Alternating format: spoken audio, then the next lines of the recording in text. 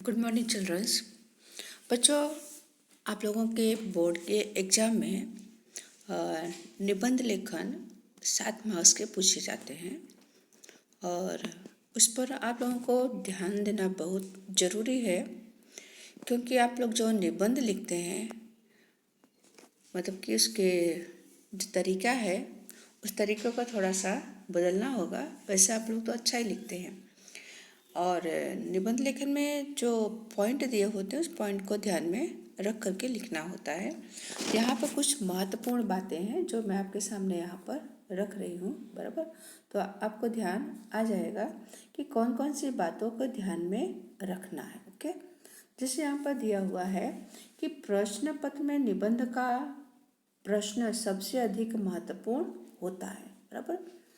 कि जो बच्चे हैं कि मान लो कि उनको मार्क्स अच्छे चाहिए, जो बच्चे मतलब कि उनको पास होने की थोड़ी समस्या होती है, तो अगर निबंध अच्छी तरह से लिखते हैं तो निबंध में क्या कि आपके विचारों का पता चलता है, बराबर।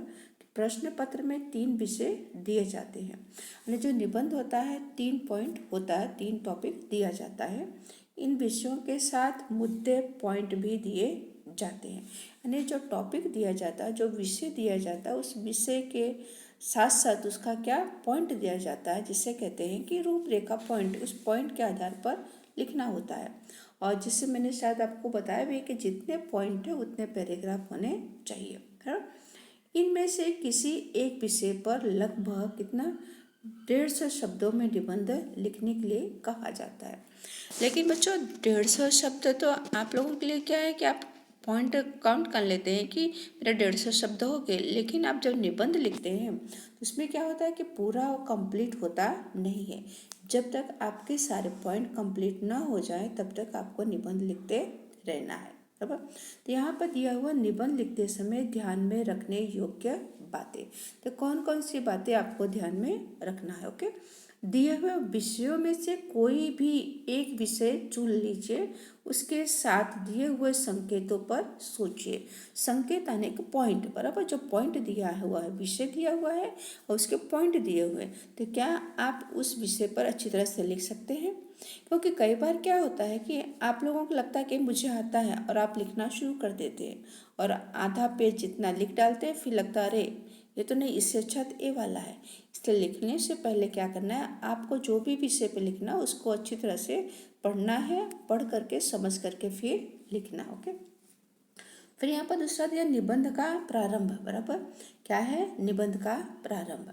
तो दूसरा पॉइंट, निबंध का प्रारंभ विषय से संबंधित, आकर्षक और स्वाभाविक होना चाहिए।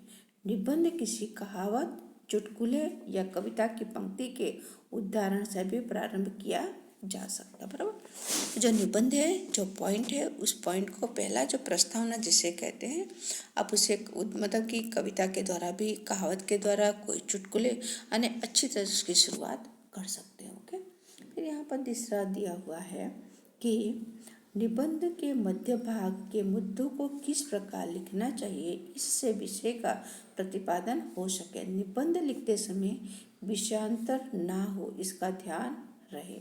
एक ही बात बार बार या घुमा फिरा कर कहने से बचना चाहिए।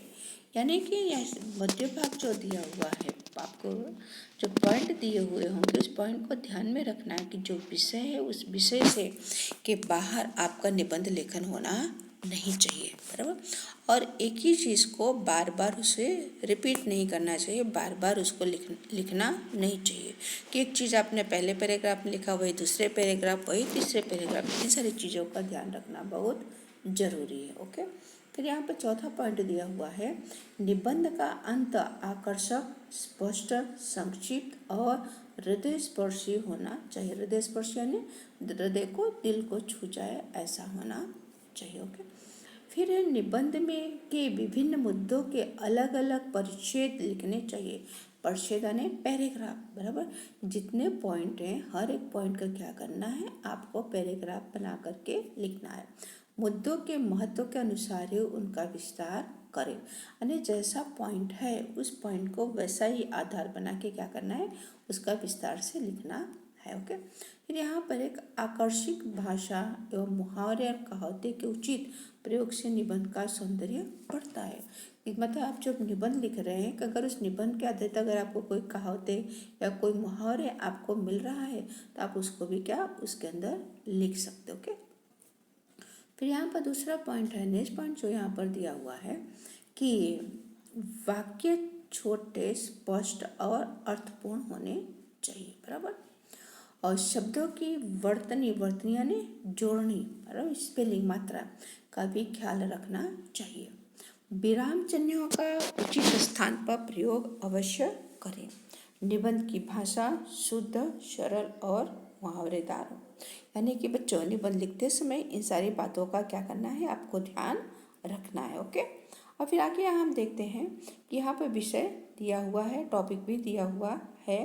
टॉपिक है कि मेरा भारत महान। ओके, और यहाँ पर क्या है, पॉइंट भी दिया हुआ है कि परिचय है, बराबर, संस्कृति, लोग, बराबर, आर्थिक स्थिति, महत्व, स्वर्ण भूमि, भव्य इतिहास, स्वाधीनता और उज्जवल भविष्य। तो ऐसे आपको भी दिया होगा, क्या दिया होगा, ऐसे पॉइंट दिया होगा। ओके, इस तरह से आपको लिखना है। फिर उसके बाद यहाँ देखते हैं कि कैसे उसको निबंध को लिखा जाता है। ओके, तो यहाँ पहला जो है परिचय, यानी जिसे कहते हैं आप लोग इंट्रोडक्शन। ओके, तो जितने पॉइंट है उतने पैराग्राफ यहाँ पर दिए हुए हैं। तो देखते हैं कि जिसके यानी कि मेरा भारत महान, भारत के बारे में, बराबर, तो भारत क्या था, तो जिसके स्वतंत्र संग्राम की अमर गाथा संसार के इतिहास में स्वर्ण अक्षरों से लिखी गई, ऐसा महान भारत हमारा देश है। नगाधिराज हिमालय, अनेक बहुत ऊंचा हमारा हिमालय पर्वत है, और जिसके उत्तर में मुकुटमणि की तरह क्या है, शोभायमान है। यानी जो हमारा हिमालय पर्वत है, हिमालय पर्वत का जो मुकुट है वो क्या है, वो हमारे देश की क्या है, गौरव है, गान है, बराबर। और वो मोतियों की तरह शोभा दे रहा है, चमक रहा है हमारा हिमालय। दक्षिण में हिंद महासागर, जिसके चरण प्रदक्षिण कर रहा है, बस उसके पैरों को धो रहा है। इस देश के पूर्व में बंगाल का उपसागर और पश्चिम में अरब सागर, और देश में गंगा यमुना आदि, बराबर, क्या है कि देश में गंगा यमुना आदि क्या नदियाँ की मधुमय धाराएं बह रही हैं। तो गंगा यमुना आदि जो नदियाँ हैं, गंगा यमुना क्या है, पवित्र नदियाँ हैं। ये सारी नदियाँ कहाँ बह कर जाकर मिलती हैं, ये सारी नदियाँ हिंद महासागर में जाकर के मिलती है, बराबर। फिर दूसरा जो पॉइंट है कि संस्कृति, तो भारत की संस्कृति बहुत प्राचीन, भव्य और श्रेष्ठ है। कि भारत की जो संस्कृति है वो आज का नहीं है, कि अब कब का है, वो पुरातन है। संसार का आचार विचार, व्यापार व्यवहार, ज्ञान विज्ञान आदि की शिक्षा दीक्षा भारत में ही मिलती है। कि मतलब कि भारत कैसा है, आचारों का, विचारों का, बराबर, आचार विचार का आदान प्रदान, व्यापार व्यवहार, ज्ञान विज्ञान आदि की शिक्षा कला का यहाँ क्या शिक्षा दीक्षा सब भारत में मिलती है। अब भारत के जो लोग हैं वो क्षमा है, उदारता है, उनके अंदर दया प्रेम है, इसीलिए इसे त्रिवेणी, इस देश में सबसे पहले वही है, बराबर।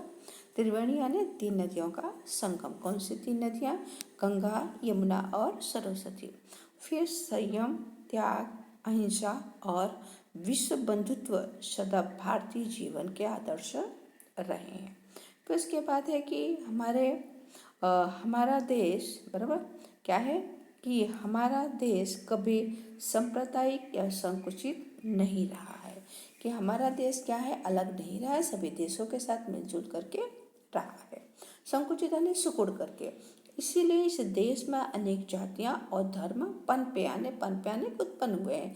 इसलिए भारत देश में अनेक जातियां, अनेक धर्म क्या आकर के बसे हुए हैं और बस रहे हैं। अनेक प्रांत होते हुए भी समस्त भारत एक राष्ट्र है। अनेक प्रांत है, अनेक क्षेत्र है, अनेक विस्तार है, फिर भी भारत क्या है, एक राष्ट्र है। संपूर्ण देश की बागडोर संघ सरकार के हाथ में है, बराबर। कि पूरे देश की जो लगाम, बागडोर लगाम, वो किसके हाथ में होती है, वो सरकार के हाथ में होती है। भारतीय संस्कृति एवं जीवन दर्शन अन्य एक रूपता है। कृषि प्रधान यानी खेती, भारत क्या है, कृषि प्रधान देश है। वहाँ औद्योगिक आने तरह तरह के कारखाने पर व्यापारिक दृष्टि से अच्छी तरक्की कर रहा है। फिर मुंबई, दिल्ली, चेन्नई, कलकत्ता, अहमदाबाद आदि इसके क्या है, औद्योगिक केंद्र हैं। किसके कौन केंद्र हैं, भारत के, बराबर। और फिर यहाँ पर अजंता की गुफाएं, फिर दक्षिण के मंदिर जो आप लोग प्रवास पर्यटन में आप लोगों ने देखा होगा, बराबर। फिर गुफाएं और आगरा का ताजमहल, दिल्ली का कुतुब मीनार, सांची की स्फूर्त आदि कला के उत्तम नमूने इसी देश में हैं। ओके, फिर भारत की भूमि पर, बराबर, फिर क्या बता रहे हैं कि भारत के महत्व क्या है। ओके, तो यहाँ पर मर्यादा पुरुषोत्तम श्री राम, भगवान श्री कृष्ण और करुणानिधि बुद्ध ने यही अवतार लिया था। कबीर, नानक, नरसिंह, ज्ञानेश्वर, तुकाराम आदि भारत के महान संत थे। अशोक और चंद्रगुप्त, शिवाजी और राणा प्रताप जैसे नरवीर इसी देश में पैदा हुए। राष्ट्रपिता बापू, लौह पुरुष सरदार पटेल और वीर सुभाष जी और चंद्रदूत जवाहर तथा लाल बहादुर शास्त्री जैसे नररत्नों ने भारत की कीर्ति में चार चांद लगा दिए, बराबर। सीवी रामन, जगदीश चंद्र बोस जैसे, बराबर, वैज्ञानिक तथा योगी अरविंद और विवेकानंद जैसे विचारकों के कारण भारत का मस्तक आज भी क्या है, संसार में सबसे ऊंचा है। और इसे भारत की भूमि पर व्यास, वाल्मीकि, कालिदास, रविन्द्रनाथ टैगोर जैसे कवियों ने विश्व प्रतिभाओं के बीच स्थान पाया है। भारत के वेद ग्रंथों की गणना संसार के श्रेष्ठ एवं प्राचीनतम साहित्य में होती है। फिर उसके बाद जो अंतिम जो पॉइंट है कि स्वाधीनता और उज्ज्वल, बराबर, क्या है, लास्ट पॉइंट जो है स्वाधीनता और उज्ज्वल। तो अंग्रेजों ने भारत को वर्षों तक गुलाम बनाकर रखा, लेकिन वे भारतवासियों के स्वतंत्रता प्रेम को दबा न सके। अंत में भारतवासियों ने अहिंसक राजक्रांति से पूर्ण स्वतंत्रता लेकर ही चैन की सांस ली। आज हमारा देश विश्वविख्यात और मानवता का प्रहरी है। इसका भूतकाल गौरवपूर्ण, वर्तमान प्रगतिशील और भविष्य उज्जवल है। इसलिए हमारा देश हमें प्राणों से प्यारा है। तो बच्चों, आप अपने इसी नोट में अपने समय के अनुसार इस निबंध को लिख डालिए। ओके, थैंक यू, धन्यवाद, PDF में से देख करके।